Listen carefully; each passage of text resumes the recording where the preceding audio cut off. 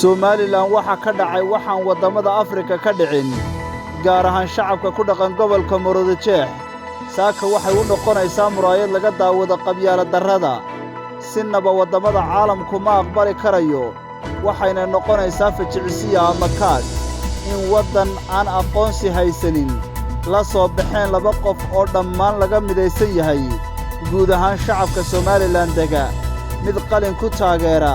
mid af ku taageeriyo mid codkiisa siiyaba waxa laga midaysnaa taageerida labada murashax waa Cabdikariin Axmed Mooge oo u sharaxnaa golaha deegaanka caasimadda Hargeysa iyo Barkhad Jaamac Batuun oo u sharaxnaa golaha wakiilada Somaliland labadan murashax waxay cod ka heleen shacabka gobolka Muruudojeex dega kuwaasi oo ka doortay kuwa ay isku hayb ahaayeen balse waxa hubaala inaad isweydiinayso sababta Barkhad iyo Cabdikariin ku heleen guusha intaasi leeg aan ku horeeyo Cabdikariin Axmed Mooge oo ka mid noqday xildhibaanada golaha deegaanka caasimadda Hargeysa sidoo kalena doonaya inuu galo tartan adag oo uu ku helayo hanashada kursiga maayirnimo ee caasimadda Hargeysa waxa uu ka mid ahaa golihii wasiirada ee xukuumadda Axmed Siilaanyo waxaanu iska casilay xilkaasi isagoo oo diiday cudurka qabiilka sida uu isagu fagaarayaal badan ka sheegay xaqiiqduna waxay ahayd sanad iyo dhowr bilood dawladda ka mid ahaa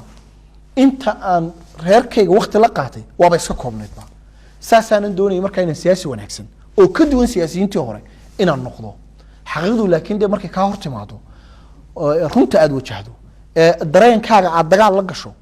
dee waa inaad marka dambe aad u fikirtaa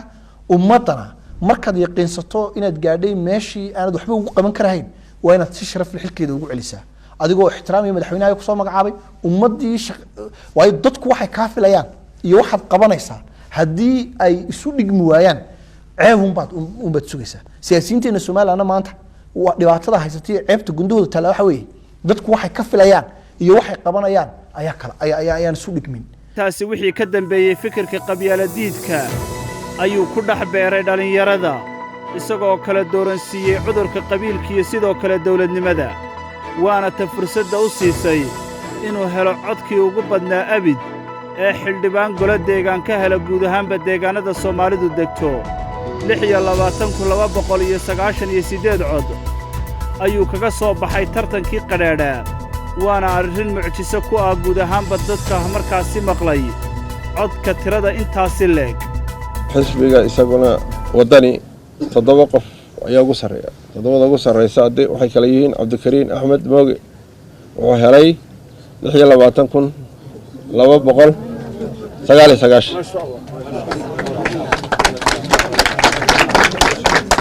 Barkhad Jaamac Batuun sidoo kale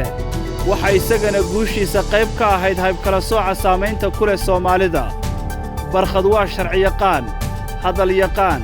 iyo sidoo kale ninaan doodaha lagaga guulaysan waxaanu ka mid ahaa la taliyayaashii xukuumaddii Axmed Maxamed Maxamuud Siilaanyo isagoo kala talin jiray arrimaha beeshiisa ee la haybsooco xoogaa marka uu xilkaasi hayay waa uu iska casilay xilkaasi sababo la xidhiidha qawad iyo sidoo kale saluug kaga dhacay kursigaasi wixii intaasi ka dambeeyey waxa uu ku biiray xisbiga mucaaradka ee waddani isagoo oo helay fursad shacabka Somaliland uu kaga dhaadhicin karo qorshihiisa siyaasadeed garab istaag weyn ayuuna ka helay hoggaanka xisbigaasi gaar ahaanna guddoomiyaha xisbigaasi Cabdiraxmaan Maxamed Cabdilaahi Cirro oo fagaarayaasha kaga dhawaaqay inuu si baaxad leh u taageerayo Barkhad Jaamac Batuun anigu dacid baan u codayn lahaa Soomaa anigu Barkhad baan u codaynaya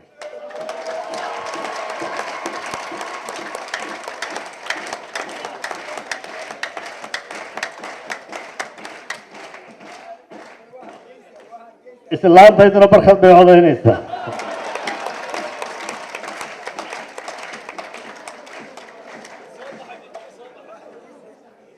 waxaan ka codsanayaa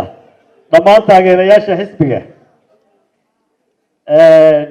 kolley nin waliba ehel buu leeyahay qof buu codaynaya laakiin codadka in gaara nin waliba uu talagalo Barkhad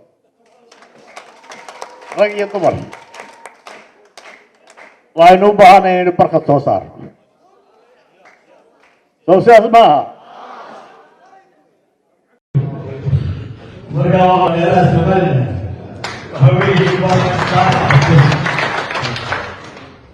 guusha barkhad iyo hanashada dadka intaasi leeg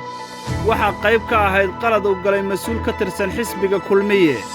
oo xifaaltan weyne uu kala dhexeeyo waa cabdinaasir xasan buuni afhayeenka xisbiga kulmiye oo goob fagaara ah ka sheegay inuu barkhad ku jabi doono doorashada 31 May Somaliland ka dhacday isaga oo aragtidiisa ku sababeeyey qayb kala soocaya inaanu qabiil codsiya lahayn barkhad labada xisbiga xisbiga wadani uu soo sharaxay nin aan cod ku haysanin gobolka Maroodijeex oo afhayeenka xisbigana ah bulshadiisina aanay cod siinaynin Somaliland aanay degayn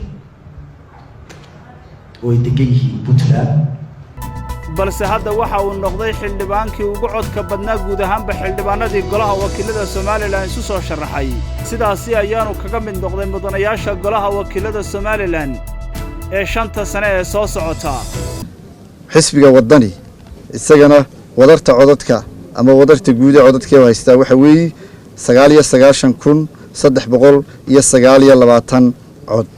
kuwaas oo gooyay ama u sababay in ay soo baxaan mudanayaashan aynu yeelin doona waxa ay noqonayaan barkhad jaamac xirsi batuun dhanka awoodda in kasta oo barkhad kaliya shaqadiisu tahay sharci dejinta iyo ilaalinta xeerarka dalka